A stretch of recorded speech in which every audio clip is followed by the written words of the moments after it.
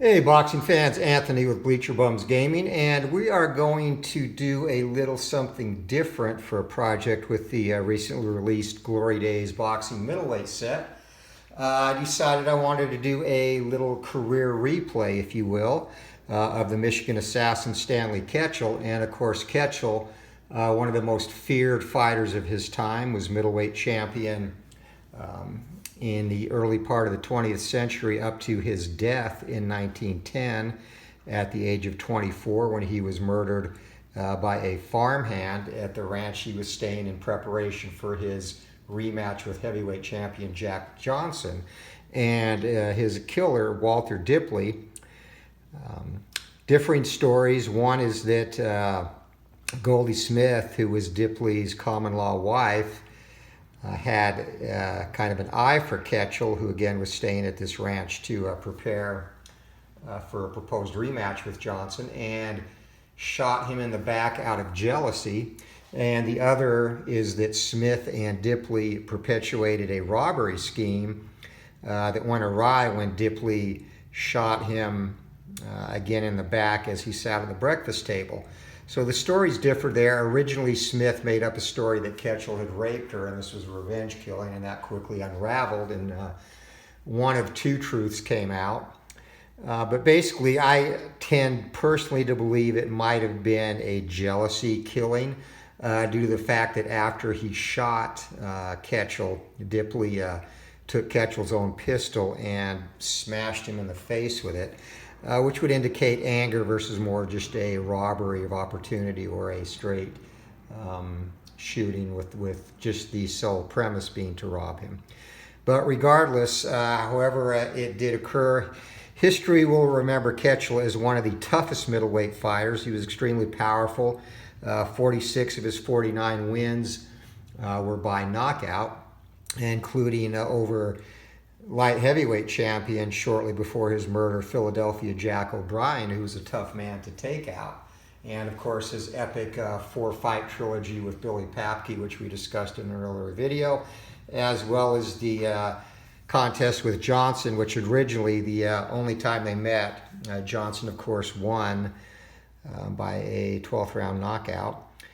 But initially in that contest, there was a deal between the two. And Ketchel, coming into the fight, was dressed up. Actually, in pre-fight pictures, you'll notice he's wearing a very oversized overcoat. They also had him standing either on a box or with shoes that had platforms in them to make him appear closer in size to Johnson. Reality is, and you can watch the fight on YouTube, Johnson was significantly bigger than Ketchel.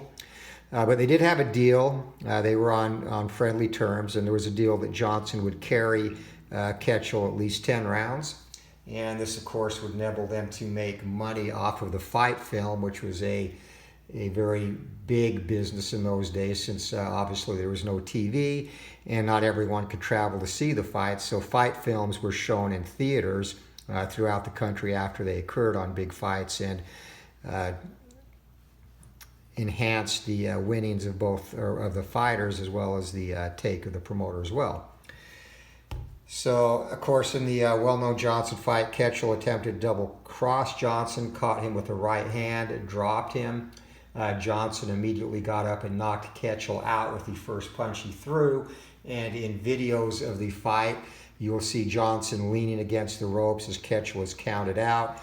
And he will be, you can see him looking at his boxing gloves and making a brushing motion, which historians say were him brushing Ketchel's teeth or knocking Ketchel's teeth out of his gloves. He hit him so hard, some of Ketchel's teeth were actually embedded in Johnson's glove. So, background on Ketchel, and he is generally recognized as one of, if not close to, one of the top 10 middleweights of all time. Usually most people have him around in the 9 to 12 range somewhere. Some a little bit higher, some closer to the top 6 or 7.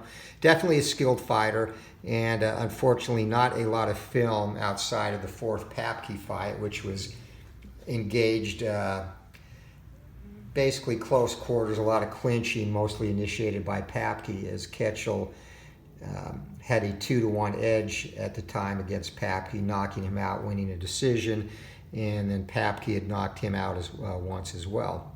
So those two fights don't give you a total picture of Ketchel as a fighter, but he was definitely worthy of consideration as one of the better middleweights of all time. So anyway, how this career replay will work, basically I'm taking half of the fighters roughly from the 5-star category, 6-star category, 8-star, 9-star category, which Ketchel fits into, and the 10-star category, which there's only 5 middleweights in this set that fall into that category. So that will give Ketchel a total of 49 fights, and will be rematches for any fights that end in a draw or fights that end in close split decisions either way, or end as a result of cuts if one fighter or the other is ahead, or a foul if the fighter who loses via foul is ahead. So you could possibly end up with 51, 52 fights. And again, this will be a very casual project that I'll work in as we go at my leisure, as I sandwich it in between my 2 baseball projects currently. The Fergie Jenkins' 1969 payoff pitch replay project, which is coming, it's in the latter third home stretch of that, and a very early in the season 1908 Chicago White Sox replay with replay baseball. So this will join those, and the way I'm going to select his opponents is I'll basically this is the 5-star fighter pile, and I basically will select 6 at random, and same thing going down with the rest of the fighters, and those will be the ones that he fights. So the first fighter that he will face will be, and this will be his pro debut, Antoine Eccles. Doug DeWitt will be his second fight. Babe Risco, his third. Frank the Animal Fletcher, his fourth. That should be an entertaining fight. Jean-Claude Boutier, his fifth. And Sugar Ray Seals, his sixth. And then we'll get up to the 6-star. There'll be a total of 18 of these, and I'm just going to shuffle these and count off 18, and I'll go through them real quick.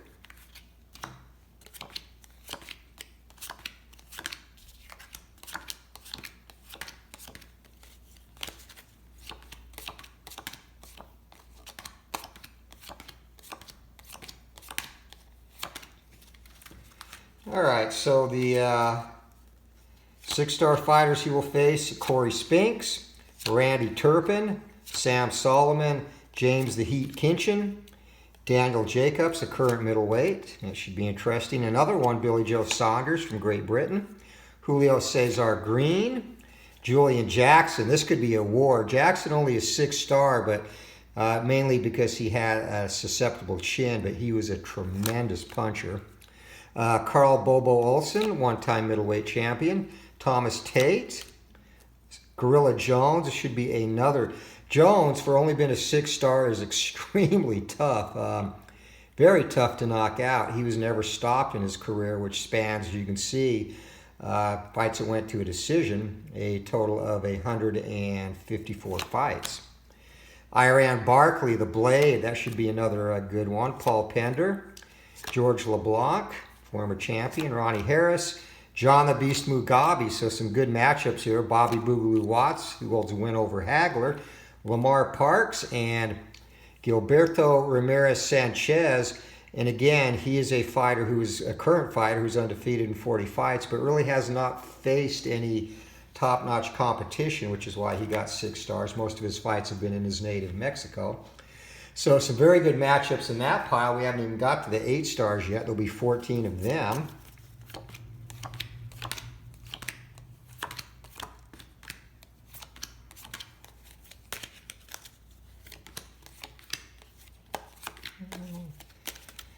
And Dos Moss.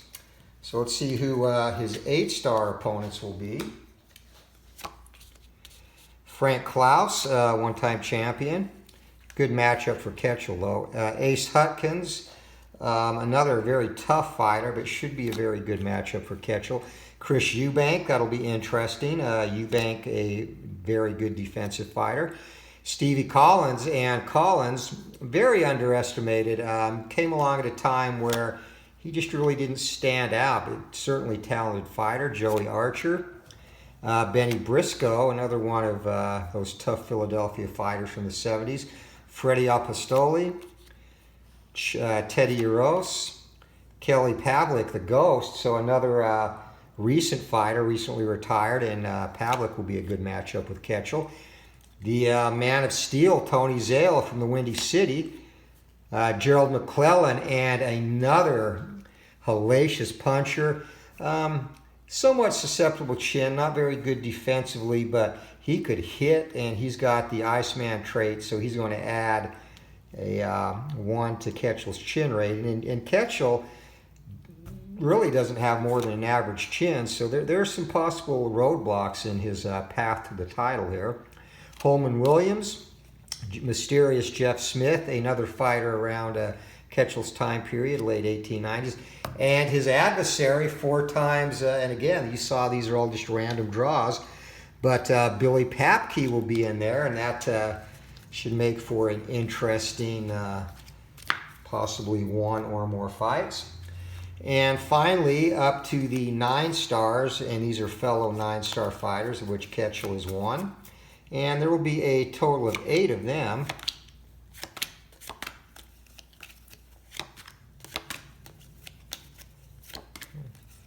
Just mix them up here.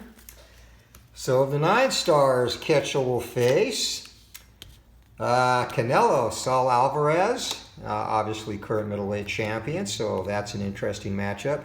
Nino Benvenuti. Jack the Nonpareil Dempsey, one of the middleweight greats of the 19th century. Tiger Flowers, another solid matchup. Mike McCallum, the body snatcher, and McCallum, mostly due to his solid defense and counterpunching, he'll be a tough matchup. And he's, again, his nickname, the body snatcher. Inside punches can't be blocked by McCallum, and not that Ketchel is a stellar defensive fighter anyway, but it should add an interesting twist to that fight. Charlie Burley, a very underrated, in my opinion, all-time great. Les Darcy, the Australian, another tough fighter, only lost 4 times in 50 bouts. And the executioner, Bernard Hopkins. So that is going to be a potential big-time fight there. Hopkins, if you watched Rob channel, check that out, some good stuff. He fought a trilogy of Hopkins and Marvin Hagler, and Hopkins actually managed to squeeze out 2 decisions over Hagler, so he's perfectly capable.